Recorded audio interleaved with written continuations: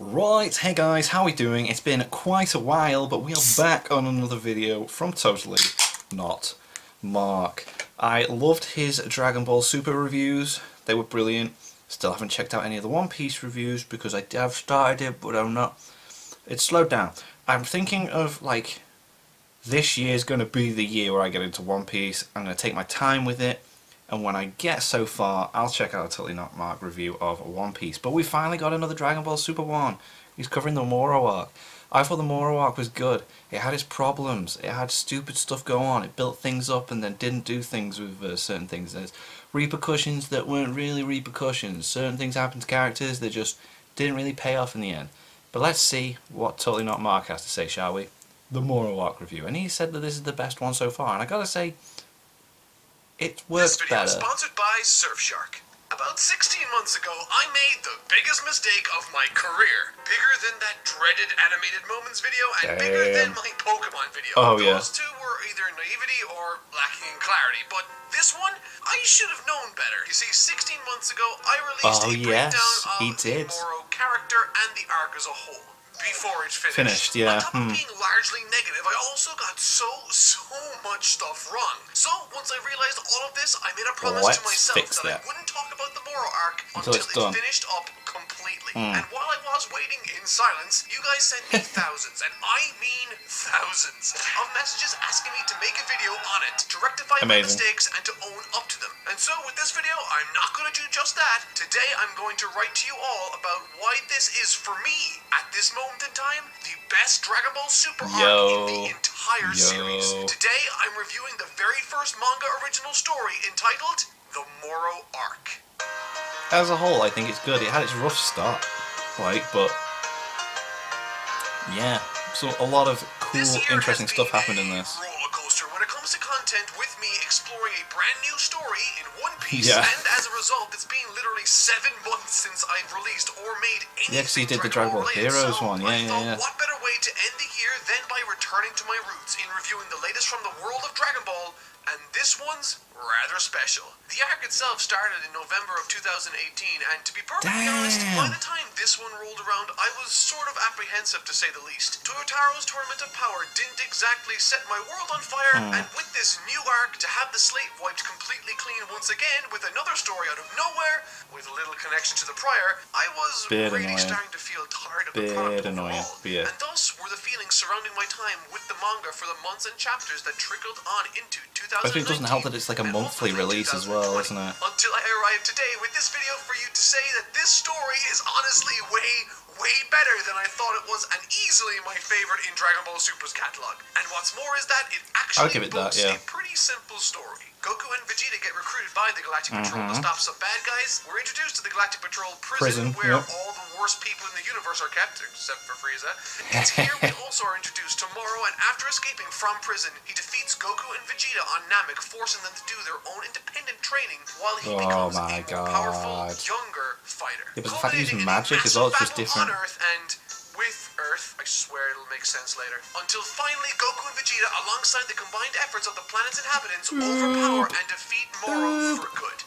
It's a simple story, and honestly has some surprisingly good execution when you go back over it and read it. Got some Star Wars references as well. Peppered throughout, there's plenty of interesting choices that honestly remedied many of the transgressions of the prior story arcs that more than anything else made this a joy to read through in comparison. This manga by Toyotaro has been in serialization since 2015, releasing one chapter every month since. However, starting with Battle of Gods through Universe 6, Goku Black, and even the Tournament of Power, Akira Toriyama has written the story for the series. And a successor, for lack of a better term, has assumed the responsibility of bringing Toriyama's vision to life in the illustration department. And his name is Toyotaro. I've spoken about him in a number of different videos, and if you're interested, you can check them out too. But to be brief, going into this new arc over 2 years ago, I was extremely nervous for what was to come. Not just because I had tremendous issues with Toyotaro's illustrations in the past, but also because the production of this arc would be unlike anything we've received in the past. It would be the first story in Dragon Ball Super with the most direct involvement from Toyotaro. He hasn't got like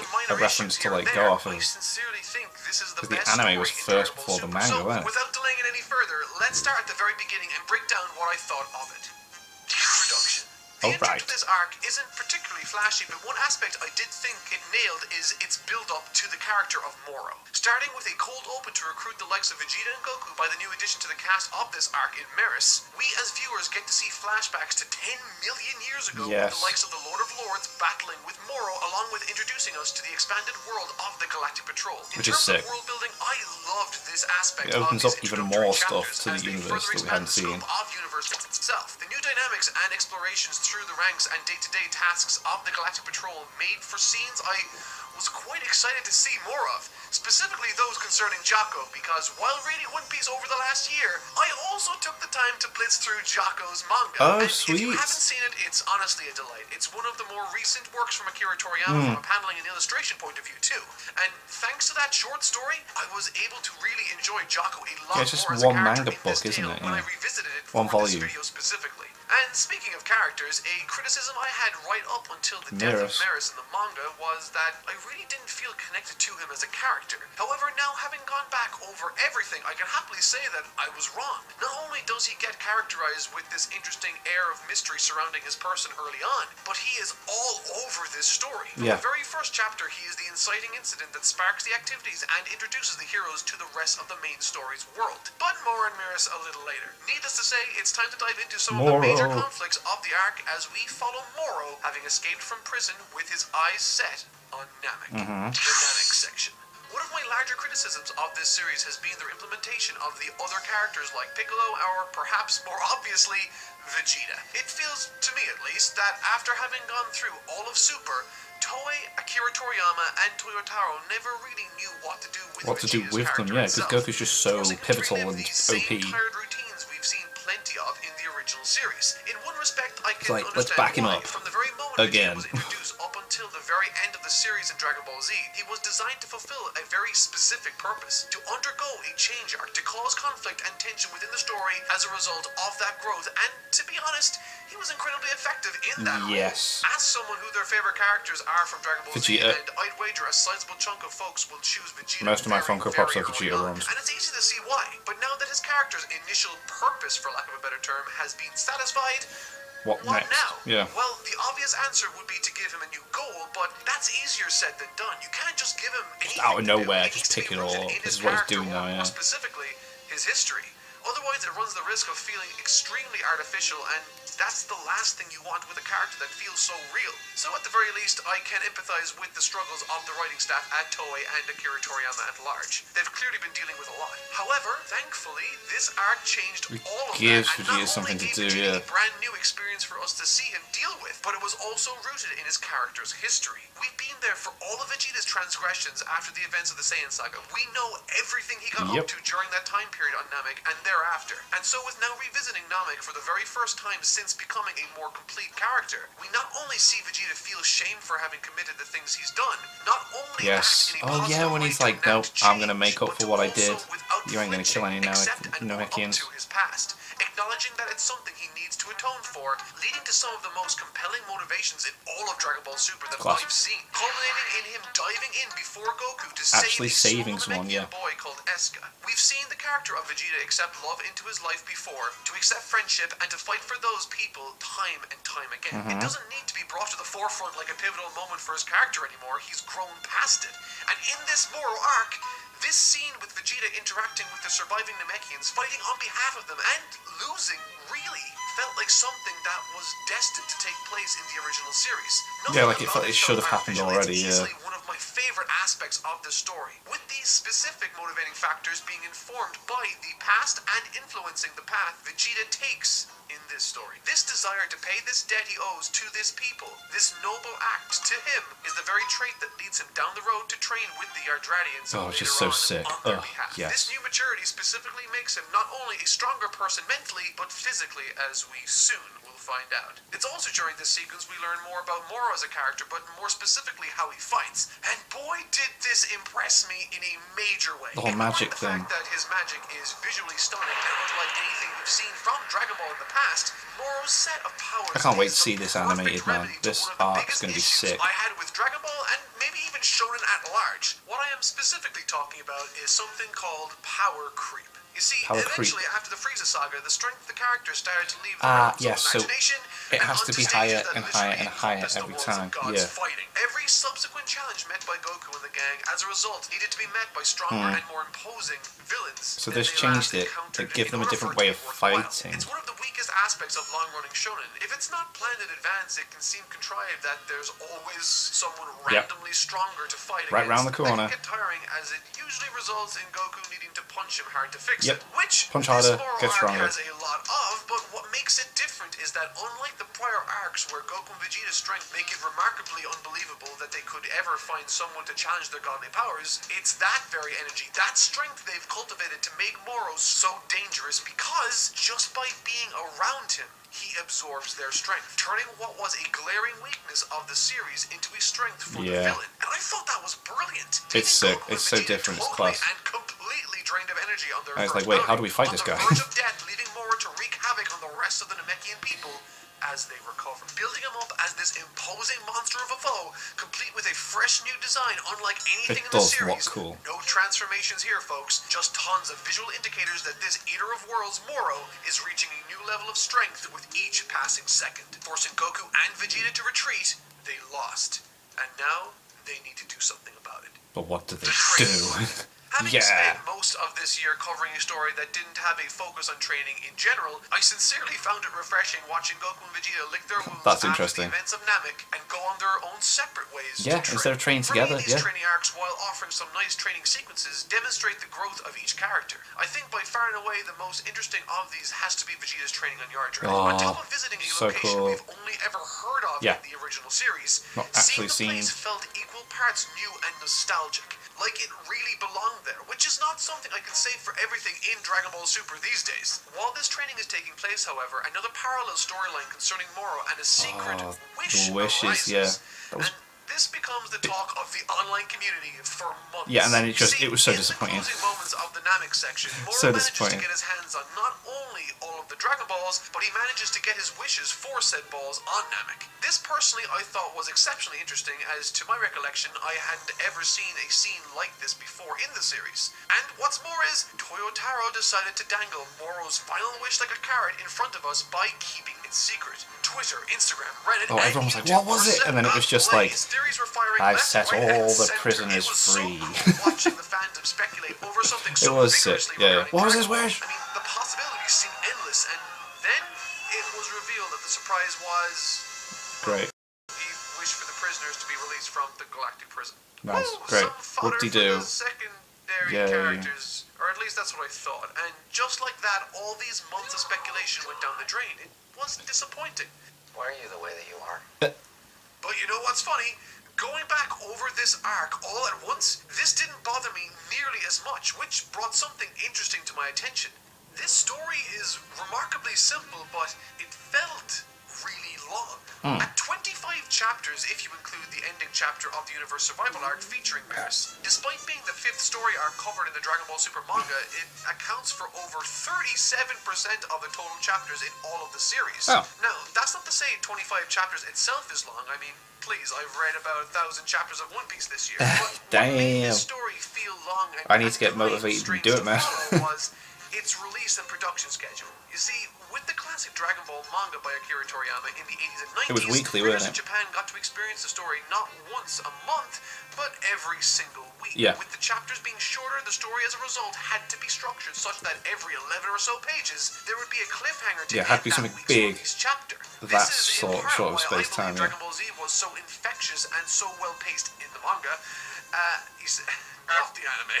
A chapter would be released every single week, creating routine, and for those binging it, every 11 pages there will be something to encourage them to read on. If you've ever held a Dragon Ball manga in your hand, you'll know exactly what I'm talking about. Open a random page and you'll get sucked in immediately. The thing's infectious. So, what does this have to do with the Moro arc of Super? Well, in classic Dragon Ball, 25 chapters would usually translate to about 5.5 months worth of content. Right. Super, it translated to over 2 years. And when you get a cliffhanger once every month, if the particular chapter is uneventful, which some of them genuinely are, it makes it so easy to forget about this series and the specific events therein. Yeah, If because you're waiting something so bugs long. you about Yeah, the yeah. story, you A month now later, you're have like, wait, a what month actually to be bothered happened? by it. Whereas has had it a more regular release schedule, the weaker chapters Be more won't hype hang for around it. very long anyway. Speaking from my own personal experience, there have been months where I genuinely forgot the manga was being released. Had I not Yeah. had I'd be like, oh Twitter for you wait, I guys missed to a couple of remind me, chapters I here. legitimately would have been months behind at this point. It's a small criticism, and maybe I'm nitpicking, but from a scheduled release standpoint, I sincerely don't believe enough story gets covered in the manga month to month to warrant this sort of release schedule. Comparing it to series like Attack on Titan that releases monthly also, Yo. the difference in how much story is covered per monthly chapter is honestly staggering. And so, given all of that, my first negative critique of this arc actually has nothing to do with the story, but in fact its serialization. The pacing, and as release, a result, that one secret wish Moro made, while it was a blip in the overall story being told, it was at the forefront of fans' minds for literally months, allowing them to build false anticipation. Had this been released weekly like the classic Dragon Ball, audience expectations could have been managed much more efficiently, and going back over this series, this moment comes and goes so fast, it honestly doesn't If you even read feel it, like if you it's worth binge the talking thing, it's about. just like, But I digress. it's gone so quick, that moment. It's the green! Let that child alone. Let that child alone.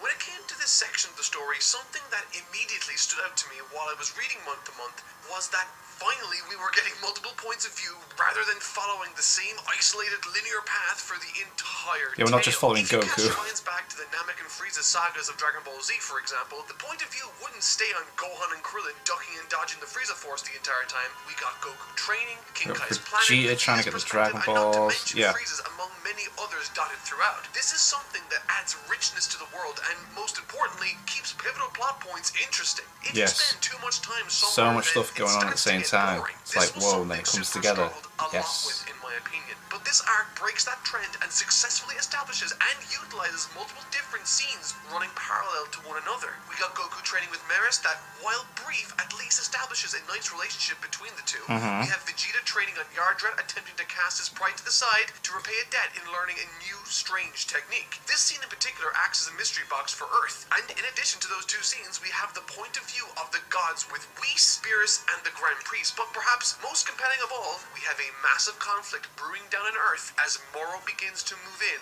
with his henchmen. With all the battle for people Earth. out of the It's at this point in the prison. story my excitement Sea was fighters. honestly building Ho. quite substantially. I recognized how interesting Moro was as a character in helping remedy the power creep issue, and Didn't I also Yamcha noticed get a that the current moment? storylines were running all together, knowing full well that they would all converge trying to on the battle remember. for Earth eventually. I was really excited to see how things would unfold as the two strongest in the universe, Vegeta and Goku, eventually finish up their training and make their respective saves. But the question was, to me at least, between Goku and Vegeta, who would make this save on who? And to my surprise, as the Z Fighters were defending the Earth, Goku arrives first, leading myself and many others to be excited To think, in seeing oh, Vegeta Vegeta's gonna come back making last and the get the save on win. Goku. This was, again, something we weren't too used to seeing from Vegeta, and to say we were all anticipating it was an understatement. Once again, this was a situation where the entire community was talking about it. Finally, Goku would be saved by Vegeta. Prior to this, much of the time on Earth had been spent with the likes of Gohan, Piccolo, and the androids, as they overcome the interesting and bizarre henchmen of Moro, establishing for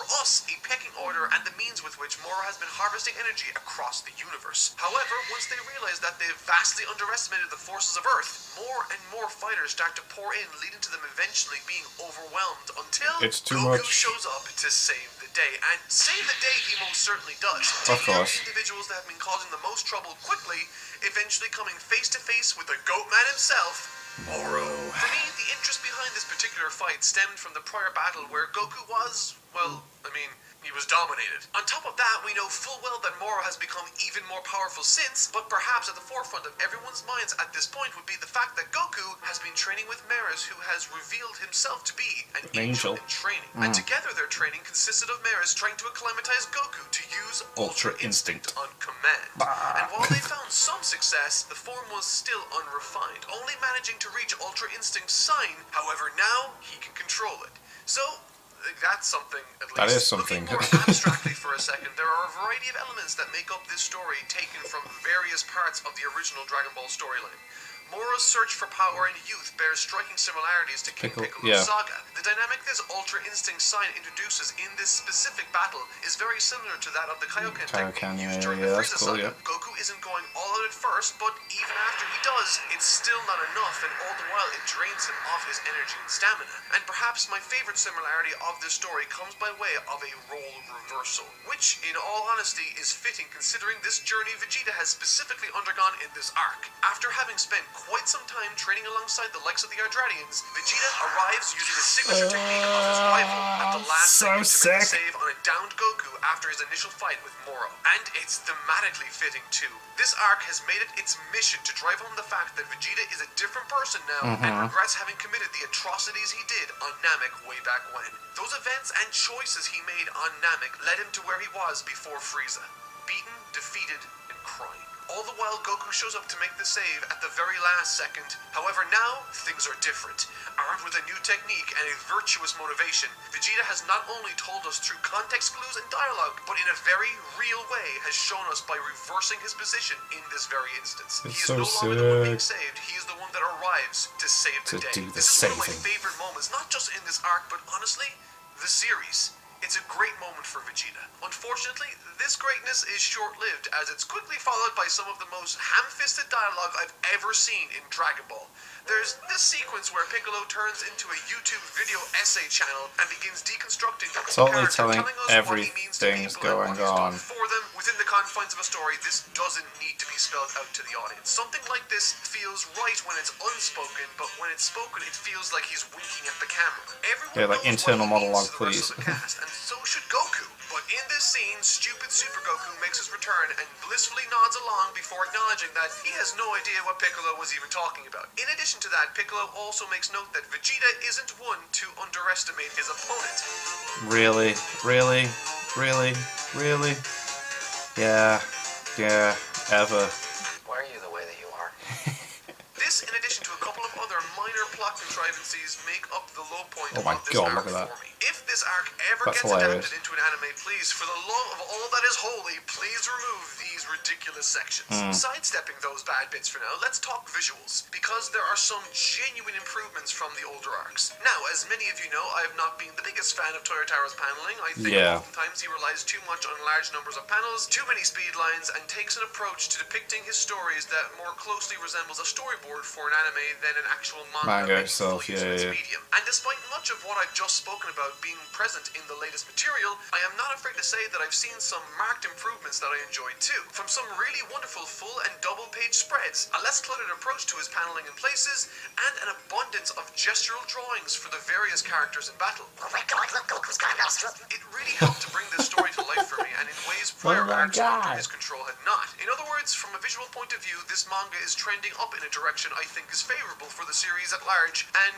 that makes me happy. Oddly enough, however, while I appreciate the significance that this new move Vegeta brings to the table from a lore standpoint, I think visually it looks extremely unimpressive. This normally wouldn't bother me too much, but we're talking about Dragon Ball here, the show that popularized the Kamehameha, Masenko, Kamehameha, Makanko Sapo, Kamehameha, and countless other important and visually interesting techniques. Like the However, Kamehameha. Force Spirit Vision, as it's called, really looks boring, which honestly I think is a shame. This move I can see being a massively important component to later arcs in the series too, so it sucks that it's not cool to look at least not for me. And finally, an aspect I really didn't like from a visual standpoint was the final powerful form Moro takes in response to Vegeta and Goku's efforts on him. Having sealed away his power in another interesting being called 7-3, Moro literally eats him, regains all of his lost power that was taken by Vegeta's Force Spirit Vision, and he just looks like a weird version of Cell now. It is a While I didn't think the goat form of Moro looked particularly Dragon Ball, I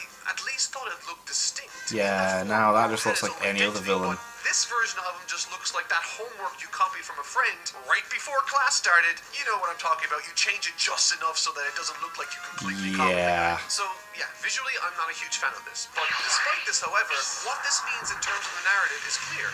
Moro is back to full power, and Vegeta and Goku are spent. They are struggling. To break the rules of the Angels, helping in an effort against Moro, damaging him permanently before vanishing completely into thin air. The character of Maris is honestly one I adored in this story. The idea of an immortal being, an angel in training, grappling with the morality and ethics of his individual so situation. I'm not allowed to help. Not knowing Why? whether or not what he has been told to do is just. Forced to make this difficult decision, he chooses to do what he perceives to be the right thing, despite death being the consequence. It's a touching moment and one that is made much more powerful if you go back and read it all in one go.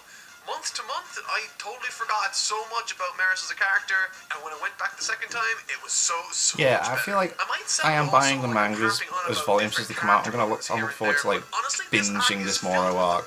Immediately after this, Goku rallies himself from the ground, fueled with motivation after Maris passes on, and has a really nice interaction right before his fight with Moro, as he speaks with Jaco, asking him why he joined the Galactic Patrol. And it's quiet moments like these that really added so much more flavor and texture to the story. Again, something that the other arcs of Super lacked, in my opinion. What follows this, however, is a really nice beatdown at the hands of Goku, wielding the full power of Ultra Instinct. Boom. Once again, there's some really nice artwork on display, and in addition to there being some interesting back and forths, including an unfortunate Cell Saga callback. Yeah, have a regarding Senzu beam, that's fine. Oh my god, the everyone best part hated of the that. final act for me is the cooperation between Vegeta and Goku. Yes. There's some crazy stuff like Moro turning into the Earth and Goku attaining the Avatar state, which, okay, I get it. Sounds like it's coming out of nowhere and it's kind of silly, and okay, it's kind of silly, but it definitely doesn't come out of nowhere. This is actually a really subtle callback to something that happened way back towards the beginning of the arc itself by the Really? Eternian Elder. In this brief section, he discusses how it's a link or harmony between your body and spirit, and if that's not Alright, enough, yeah. during that very section hell. too, he fools Vegeta into thinking himself to be massive, when in actuality he's not. And given that Ultra Instinct satisfied all of those parameters, it stands to reason that Goku would be able to use it too. Makes specifically sense. because he must have been made aware of the technique as 'Cause he he's already spent trained a lot of with time the on Arvatians, Yardrat. yeah. And so something that was thought to be silly actually turns out to be a really nice callback that completely took me by surprise. I thought it was so a much reference so to that I Naruto actually as well. completely forgot about it when I was reading month to month. But again, when I That's was reading brilliant, so it it didn't just come out of straightforward, nowhere, yeah. start to finish, binging it, it made so much more sense. Culminating with Vegeta helping Goku form a Spirit Bomb fueled by the most unlikely of characters, adding even further build up to a moment we all know is coming in the future with Boo. Overall, loved this decision personally. The last chapter. Oh The last chapter of my. the Moro arc provided for me something I've been waiting for since the original Dragon Ball story ended after the Buu saga. Something that the Super Series has been sorely lacking has been finally addressed. A cohesiveness that was present in all of the original material that allowed it to feel like one massive story rather than individual Visual, yeah, that's what I like. It's like there's never anything that something happens and then leads into the next one. It's like that's it, new story.